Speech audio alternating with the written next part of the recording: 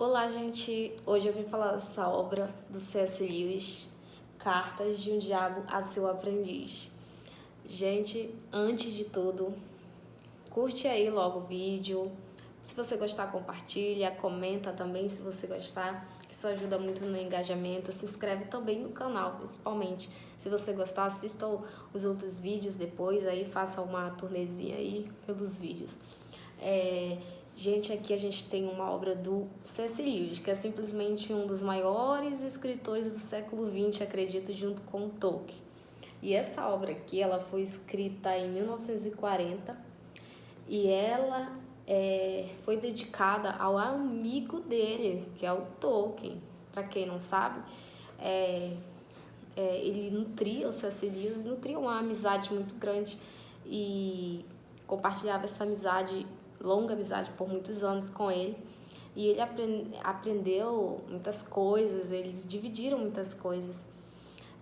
Conta-se até que eles apostaram em escrever, né, histórias de viagem no tempo e histórias cósmicas. Que aí fizeram lá uma aposta, tal, com a moeda, cara coroa. E aí o C.S. Lewis ele ficou para escrever uma trilogia cósmica, né?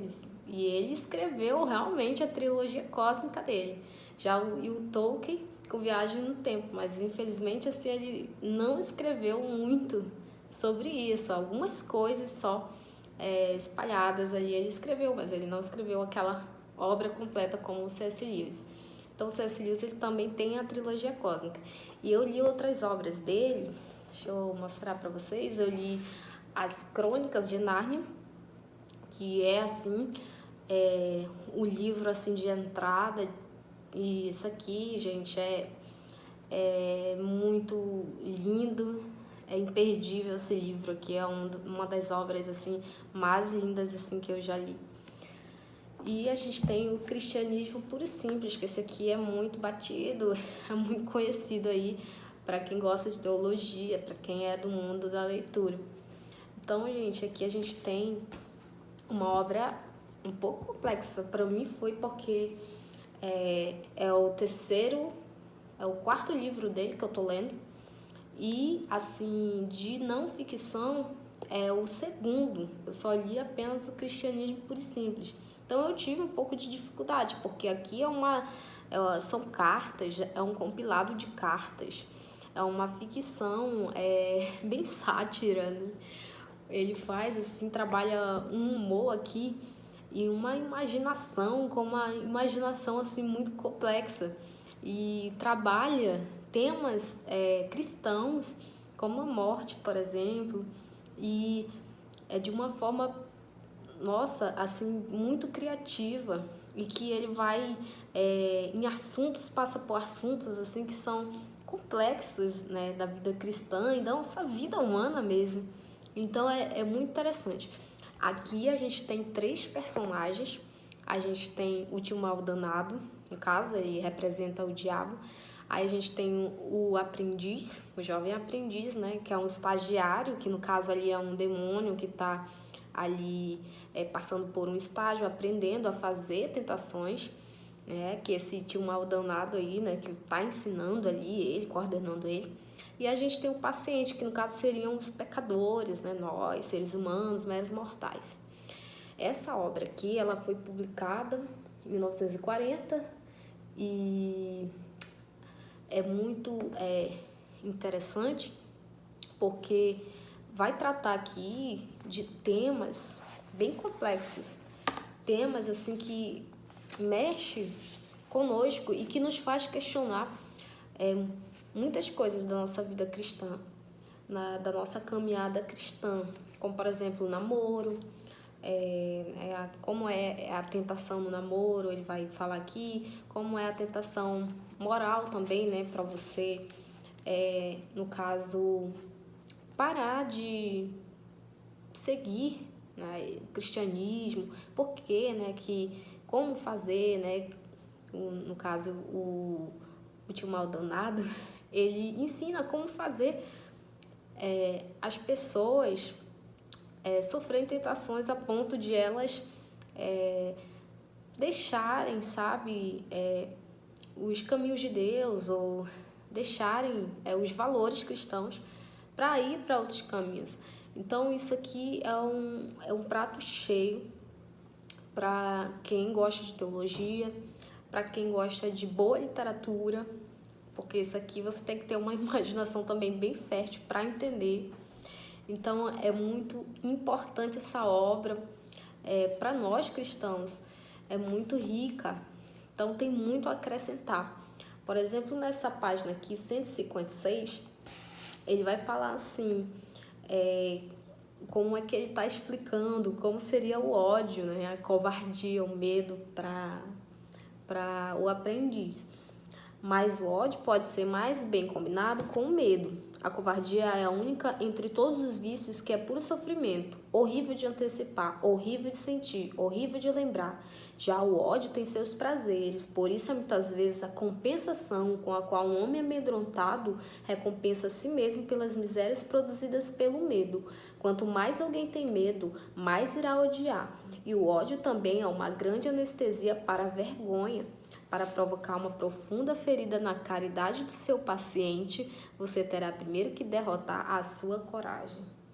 Então aqui, gente, ele está falando da questão do ódio, da covardia, né, de que é importante você odiar, porque o ódio ele gera uma vergonha, ele separa as pessoas, ele faz com que a caridade seja minada também, né?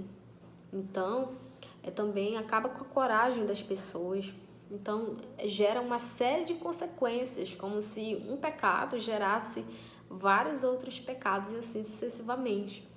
Então, aqui nesse livro ele vai falar sobre essas questões morais, sobre a morte, sobre namoro, sobre o orgulho do ser humano, de como esse pecado é tão destruidor, né? O narcisismo, o orgulho, de como isso corrói o caráter do ser humano.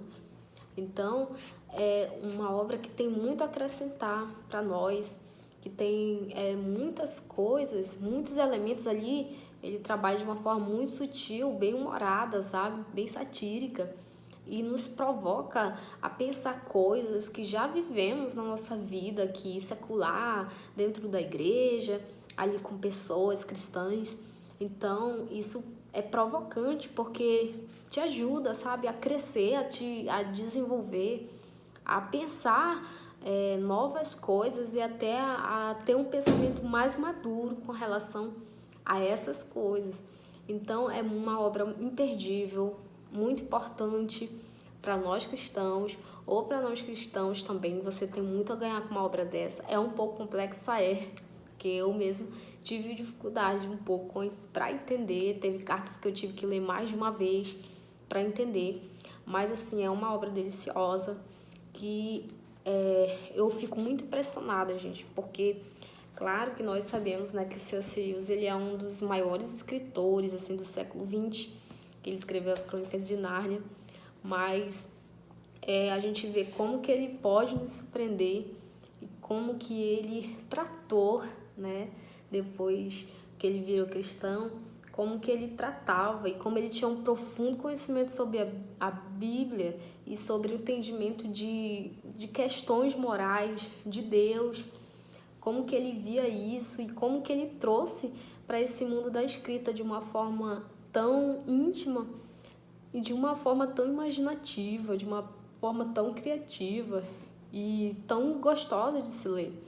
Então, esse livro aqui, né, eu poderia falar até de cada uma dessas cartas, mas aí ia demandar muito tempo, porque cada carta aqui é um assunto diferente, é uma coisa que acrescenta na nossa vida. Tanto é que eu fui lendo assim por gotas, fui lendo por dias e meditando também. É aquele tipo de obra que você vai meditando e também tem que fazer pesquisa, né? Tive que fazer pesquisa para poder entender coisas que eu não entendia, porque eu nunca tinha lido um tipo de obra assim, nessa escrita, nesse tipo de escrita que uma obra satírica, que no caso é como se a gente tivesse sendo ensinado pra gente, no caso, eu me vi ali por vezes ali como se fosse aquele estagiário, aprendiz ali,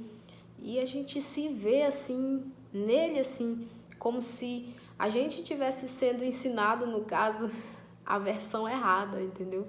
Das coisas, no caso. É como se dissesse assim, né? Em vez de falar os 10 mandamentos, né? Não matarás, não roubarás, não darás falso testemunho. No caso, aqui ele está ensinando tudo ao contrário, né? Matar, roubar, destruir. Ele está ensinando tudo ao contrário. Então, isso é muito interessante, essa perspectiva, essa forma como essa obra foi escrita. Então, gente, vale a pena ler esse livro, essa obra, que eu indico para vocês hoje. Obrigada por ter ficado até aqui e eu espero que vocês tenham gostado. Até a próxima. Assistam aí minha resenha anterior, e que foi do Mágico de Oz. E curte aí, gente. Compartilhe se vocês estão gostando. Dê dicas aí de obras que vocês gostariam que aparecesse aqui.